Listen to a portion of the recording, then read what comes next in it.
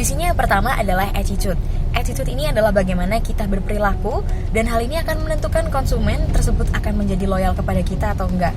Nah, terus yang kedua ini adalah attention. Attention ini adalah bagaimana kita sebagai pemberi pelayanan menaruh perhatian penuh terhadap kebutuhan pelanggan. Nah, jadi di sini kebutuhan pelanggan nggak melulu soal SOP ya. Tadi Kak Novita memberikan contoh soal video Mr. Bean, di mana pelanggan ini diberikan oleh Mr. Bean pelayanan yang baik banget, tapi ternyata pelanggannya malah marah. Nah, jadi di sini kita perlu memperhatikan apa yang dibutuhkan, apa yang diinginkan oleh pelanggan itu tidak selalu tentang SOP perusahaan yang berlaku. Berikutnya di sini adalah action. Action ini adalah tindakan nyata kita merespons terhadap kebutuhan pelanggan. Misalnya aja kita punya toko online dan pelanggan nih udah masuk nih pesanannya.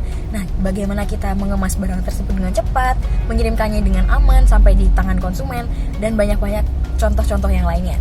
Nah, berikutnya di sini ada ability. Ability ini tadinya memang bukan merupakan konsep dasar dari pelayanan Prima, tapi seiring dengan perkembangannya zaman, kita ini dituntut untuk memiliki berbagai kemampuan atau multitasking. Jadi misalkan Kak Novita ini memberikan contoh tadi, waktu perusahaan MR ini baru berdiri, Kak Novita ini banyak merangkap tugas sebagai sekretaris, sebagai accountant, ataupun sebagai sales, dan macam-macam hal lainnya. Di sini tuh kita dituntut untuk memiliki kemampuan memberikan pelayanan yang prima terhadap pelanggan. Yang terakhir ada appearance. Appearance ini adalah penampilan kita yang dilihat oleh pelanggan. Tidak melulu kita harus menggunakan barang-barang yang mahal, tapi lebih kepada bagaimana cara kita merepresentasikan pekerjaan kita ke dalam penampilan yang terlihat oleh konsumen. Nah, yang saya dapat dari Kak Novita sendiri cukup banyak ya, dari kenapa excellent service itu penting, konsep pelayanan prima yang baik itu seperti apa, dan bahasa tubuh atau bahasa nonverbal yang baik itu seperti apa, serta tips and trick dalam menghadapi customer. Namun yang paling berkesan bagi saya adalah Kak Novita mau membagikan atau men-sharingkan pengalaman serta mau mempraktekkan langsung seperti apa bahasa tubuh yang baik dan buruk itu.